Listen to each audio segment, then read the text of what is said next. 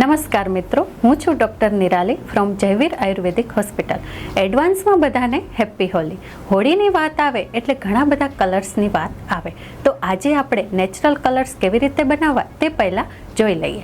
જેમ કે મહેંદી અને નીમના પત્તામાંથી તમે ગ્રીન કલર, ગુલાબની પત્તીમાંથી તમે પિંક કલર, રક્તચંદનમાંથી મરૂન કલર, હલ્દીમાંથી યલો કલર વગેરે તમે ડ્રાય કલર બનાવી શકો છો.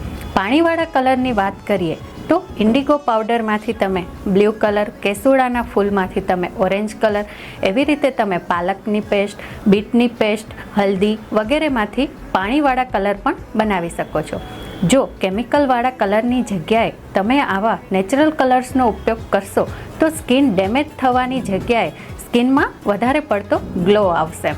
આ ઉપરાંત જ્યારે તમે હોળી રમવા જાઓ ત્યારે 30 મિનિટ પહેલાં વાળમાં અને સ્કિન પર કોકોનટ ઓઇલ અથવા આમંડ ઓઇલ એપ્લાય કરવું જોઈએ.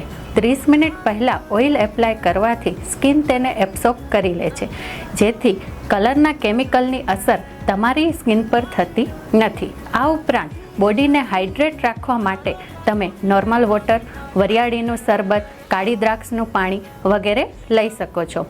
હોળી રમીને આવ્યા બાદ તમે મસૂરની દાળનો લોટ અથવા ચણાનો લોટ અથવા નારંગીના છાલના પાવડરમાં દહીં ઉમેરી અને સ્નાન કરી લેવું જોઈએ. તો ચાલો આ વખતે આયુર્વેદિક રીતે હોળીના તહેવારને ઉજવીએ. ધન્યવાદ.